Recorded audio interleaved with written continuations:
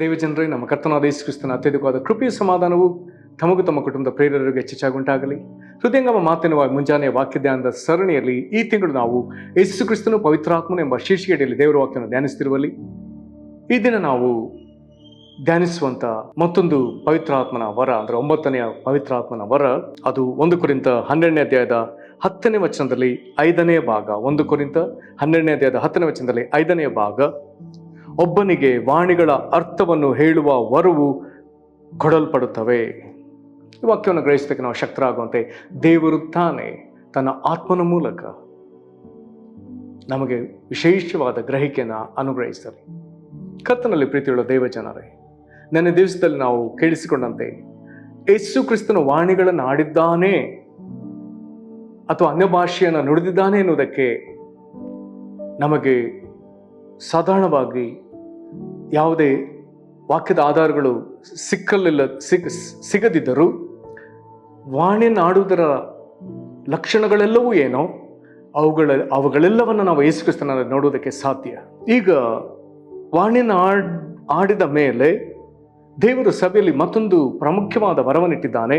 ಅದು ವಾಣಿಗಳ ಅರ್ಥವನ್ನು ಹೇಳುವ ವರ, ಇಂಟರ್ಪ್ರಿಟಿಂಗ್ ದ ಟಂಗ್ಸ್. ನಾವು ವಾಣಿಯನ್ನಾಡುವಾಗ ಮನುಷ್ಯರಿಗೆ ನಮಗೆ ಮಾತನಾಡುವವನು ಸೇರಿ ಅರ್ಥವಾಗದ ಭಾಷೆಯನ್ನು ಮಾತನಾಡ್ತೇವೆ.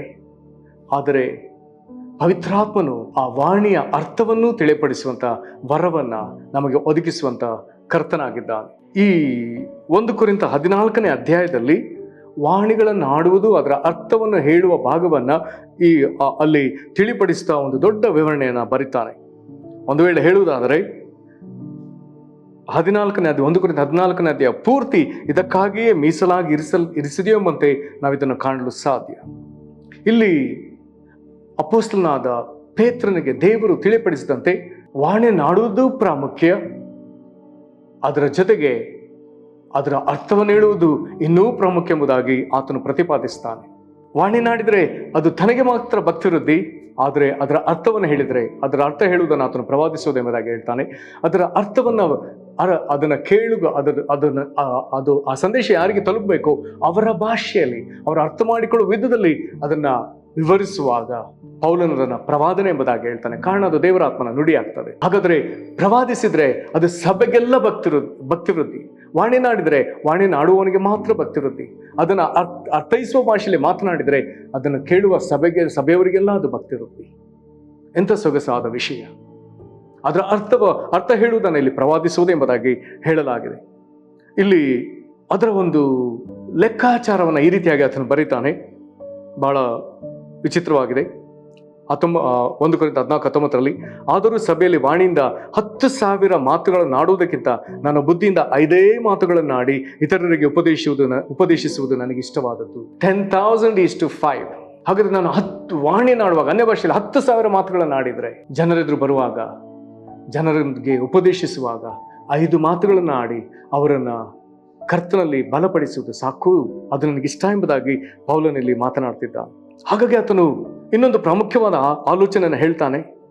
ಸಭೆಯಲ್ಲಿ ಯಾರಾದರೂ ವಾಣಿಯನ್ನಾಡಿದ್ರೆ ಅಲ್ಲಿ ಅರ್ಥ ಹೇಳುವವರು ಸಹ ಇರಬೇಕು ಎಂಬುದಾಗಿ ಆತನು ಪ್ರಕಟಿಸ್ತಾನೆ. ಇದನ್ನು ನಾವು 26ನೇ ವಚನ 27ನೇ ವಚನದಲ್ಲಿ ಇಲ್ಲಿ ನೋಡಿಕೊಳ್ಬಹುದು. 14ನೇ ವಚನ. ಹಾಗಾದರೆ ವಾಣಿಯನ್ನಾಡುವ ಅಂತ ವರ ಇದ್ದರೆ ಅದರ ಅರ್ಥ ಹೇಳುವಂತ ವರವನ್ನು ಬೇಡಿಕೊಳ್ಳಬೇಕೆಂಬುದಾಗಿ ಆತನಲ್ಲಿ ತಿಳಿಪಡಿಸ್ತಾನೆ. ನಂಬಿಕೆ ಅಪೊಸ್ತಲ ಎಂಬುದಾಗಿ ಕರೆಸಿಕೊಂಡ ಭಕ್ತರಾದ ಸ್ಮಿತ್ ವಿಗಿಲ್ಸ್ವರ್ತ್ ಅವರು ಪವಿತ್ರಾತ್ಮನ ವರವನ್ನು ಹೊಂದಿದ ಕೂಡಲೇ ಅವರು ಅನ್ಯ ಭಾಷೆಯಲ್ಲಿ ಮಾತನಾಡುವುದನ್ನು ಆರಂಭಿಸ್ತಾರೆ. ಆದರೆ ಅದರ ಅರ್ಥ ಹೇಳುವ ವರವು ಇದೆ ಎಂಬುದನ್ನು ಅವರು ಅರಿತುಕೊಂಡಾಗ, ಒಮ್ಮೆ ಅವರು ರಸ್ತೆಯಲ್ಲಿ ನಡ್ಕೊಂಡು ಹೋಗುತ್ತಿರುವಾಗ ದೇವರಾತ್ಮ ಪರವಶರಾಗಿ ಅವರು ಅನ್ಯ ಭಾಷೆಯನ್ನು ಮಾತನಾಡಲಿಕ್ಕೆ ಆರಂಭಿಸ್ತಾರೆ. ಕೂಡಲೇ ಅವರು ಅದೇ ಸ್ಥಳದಲ್ಲಿ ರಸ್ತೆಯಲ್ಲಿ ಹಾಗೆಯೇ ನಿಂತು ಬಿಡ್ತಾರೆ.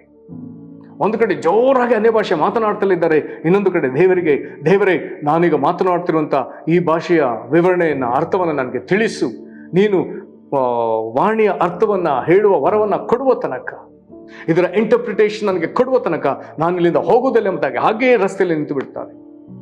ದಾರಿಯಲ್ಲಿ ಹಾದು ಹೋಗುವವರು, ವಾಹನಗಾರರು ಯಾರನ್ನೂ ಲೆಕ್ಕಿಸದೆ ಜೋರಾಗಿ ಅನ್ಯ ಭಾಷೆಯಲ್ಲಿ ಮಾತನಾಡ್ತಾ, ಅವರು ಜೋರು ಧ್ವನಿಯಲ್ಲಿ ಮಾತನಾಡುವಾಗ ರಸ್ತೆಯ ಪಕ್ಕದಲ್ಲಿದ್ದ ಗದ್ದೆಗಳಲ್ಲಿ ಕೆಲಸ ಮಾಡುವ ಜನರೆಲ್ಲರೂ ತಮ್ಮ ಕೆಲಸವನ್ನು ನಿಲ್ಲಿಸಿ ಈ ಮನುಷ್ಯನು ಯಾರು, ಯಾಕೆ ಇವರು ಹೀಗೆ ಮಾತನಾಡ್ತಿದ್ದಾರೆ ಎಂಬುದಾಗಿ ಅವರು ಸಹ ಆಶ್ಚರ್ಯದಿಂದ ನೋಡ್ತಿರ್ತಾರೆ.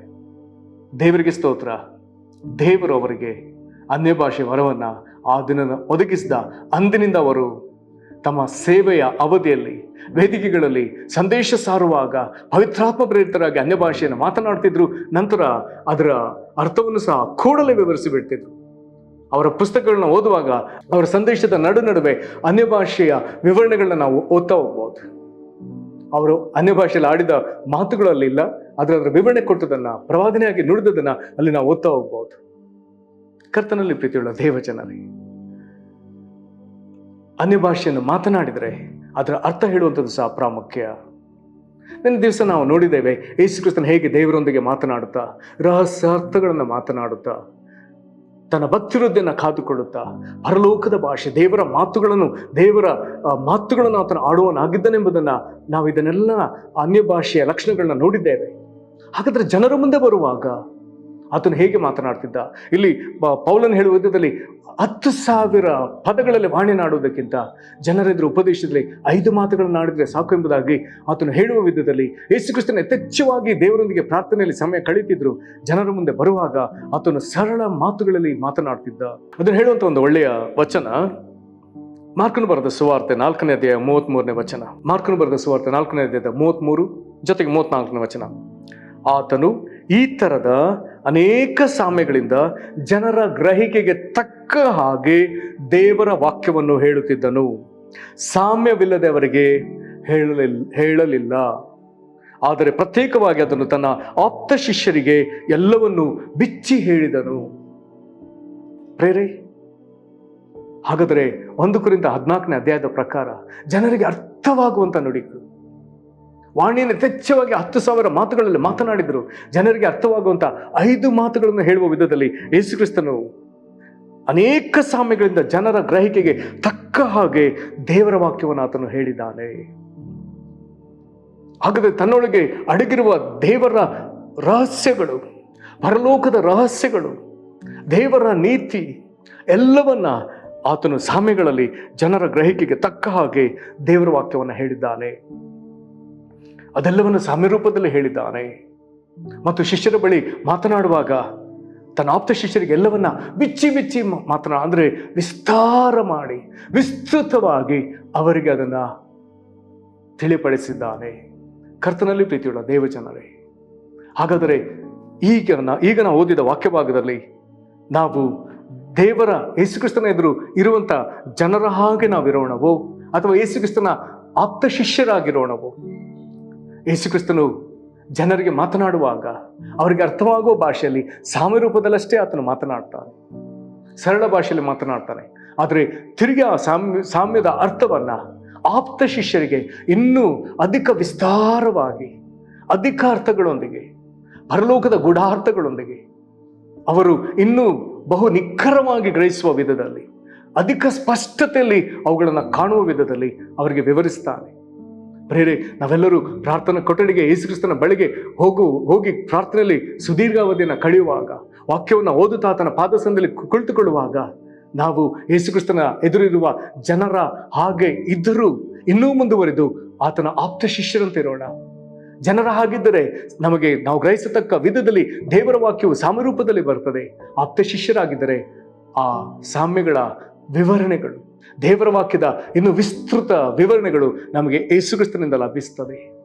ಇದು ವಾಣಿಯನ್ನ ಆಡುವುದರ ಜೊತೆಗೆ ವಾಣಿಯ ಅರ್ಥವನ್ನ ಹೇಳುವುದರ ಸೊಗಸು. ಇದನ್ನ 1 ಕೊರಿಂಥ 14ನೇ ಅಧ್ಯಾಯದಲ್ಲಿ ವಾಣಿಯ ಅರ್ಥವನ್ನ ಪ್ರವಾದನೆ ಎಂಬುದಾಗಿಯೂ ಹೇಳಲಾಗಿದೆ. ದೇವರ ಆತ್ಮನ ನುಡಿಗಳನ್ನು ಮನುಷ್ಯರಿಗೆ ಅರ್ಥವಾಗುವ ಭಾಷೆಯಲ್ಲಿ ಮಾತನಾಡುವುದೇ ಪ್ರವಾದನೆ ಆಗಿದೆ. ಕರ್ತನಲ್ಲಿ ಪ್ರೀತಿಯುಳ್ಳ ದೇವಜನರೇ, ಯೇಸು ಕ್ರಿಸ್ತನೊಳಗೆ ಪವಿತ್ರಾತ್ಮನ ಈ 9 ವರಗಳು ಯಾವ ವಿಧದಲ್ಲಿ ಅದು ಕಾರ್ಯ ನಡೆಸಿದೆ ಎಂಬುದನ್ನು ನಾವು ಸ್ವಲ್ಪ ಮಟ್ಟಿಗೆ ನಮ್ಮ ಗ್ರಹಿಕೆಗೆ ತಕ್ಕಂತೆ, ಒಂದು ವೇಳೆ ಇದನ್ನು ಅಧಿಕವಾಗಿ ತಿಳಿಸಬಲ್ಲ ಅನೇಕ ಉತ್ತಮೋತ್ತಮ ಶ್ರೇಷ್ಠ ಸೇವಕರಿದ್ದಾರೆ. ಅಲ್ಪನಾದ ನನಗಿರುವ ಅಲ್ಪ ಗ್ರಹಿಕೆಯಲ್ಲಿ ನಿಮ್ಮೊಂದಿಗೆ ಸ್ವಲ್ಪ ಮಟ್ಟಿಗೆ ಇದನ್ನು ಮಾತನಾಡಿದ್ದೇನೆ.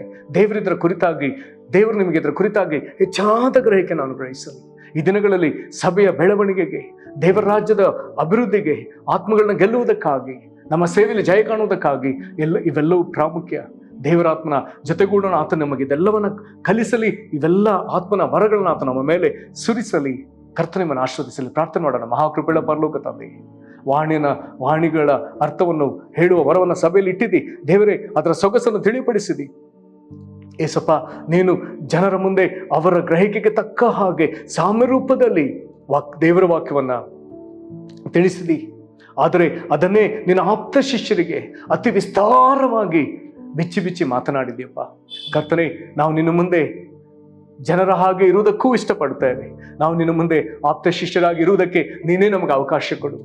ಕರ್ತನೆ, ಸಾಮ್ಯ ರೂಪದಲ್ಲಿ ದೇವರ ವಾಕ್ಯವನ್ನು ಸರಳ ಭಾಷೆಯಲ್ಲಿ ಕೇಳಿಸಿಕೊಳ್ಳುವುದಕ್ಕೂ ನಾವು ನಿನ್ನಿಂದ ಇಷ್ಟಪಡ್ತೇವಪ್ಪ. ಕರ್ತನೆ, ನೀನು ಕೃಪೆ ಕೊಡುವುದಾದರೆ ಆಪ್ತ ಶಿಷ್ಯರಂತೆ ನಿನ್ನ ಪಾದದಲ್ಲಿ ಕುಳಿತು ದೇವರ ಅದರೊಳಗೆ ಇನ್ನೂ ಅಧಿಕ ಗೂಢಾರ್ಥವನ್ನ, ರಹಸ್ಯಾರ್ಥಗಳನ್ನ ನೀನು ಅದನ್ನು ವಿಸ್ತಾರಪಡಿಸಿ ಹೇಳುವುದನ್ನ ಕೇಳುವುದಕ್ಕೆ ನಾವು ಸಿದ್ಧರಿದ್ದೇವೆ. ಇದಕ್ಕಾಗಿ ನಮ್ಮ ಸಮಯವನ್ನ ನಾವು ನಿನ್ನ ಸನ್ನಿಧಿಯಲ್ಲಿ ಕಳೆಯುವುದಕ್ಕೆ ಇಷ್ಟ ಪಡ್ತೇವೆ ಸ್ವಾಮಿ. ನಮ್ಮನ್ನ ನಿನ್ನ ಕಡೆಗೆ ಸೆಳಕು. ಈ ಪವಿತ್ರಾತ್ಮನ ವರಗಳು ನಿನ್ನಲ್ಲಿ ಕಾರ್ಯ ಮಾಡಿದ ವಿಧದಲ್ಲಿ ನಮ್ಮಲ್ಲಿಯೂ ಕಾರ್ಯ ಮಾಡಲಿ. ವಾಕ್ಯವನ್ನು ಕೇಳುತ್ತಿರುವಂತಹ ಪ್ರಿಯರಲ್ಲಿಯೂ ಅದು ಕಾರ್ಯ ಮಾಡಲಿ. ನಿನಗೆ ಮಹಿಮೆ ಸಲ್ಲಿಸ್ತೇವೆ. ಯೇಸು ಕ್ರಿಸ್ತನ ಹೆಸರಿನಲ್ಲಿ ಬೇಡಿದ್ದೇವೆ ನಮ್ಮ ತಂದೆಯೇ, ಆಮೆನ್. ಕರ್ತನೆ ನಿಮ್ಮನ್ನು ಆಶೀರ್ವದಿಸಲಿ. ವಂದನೆಗಳು.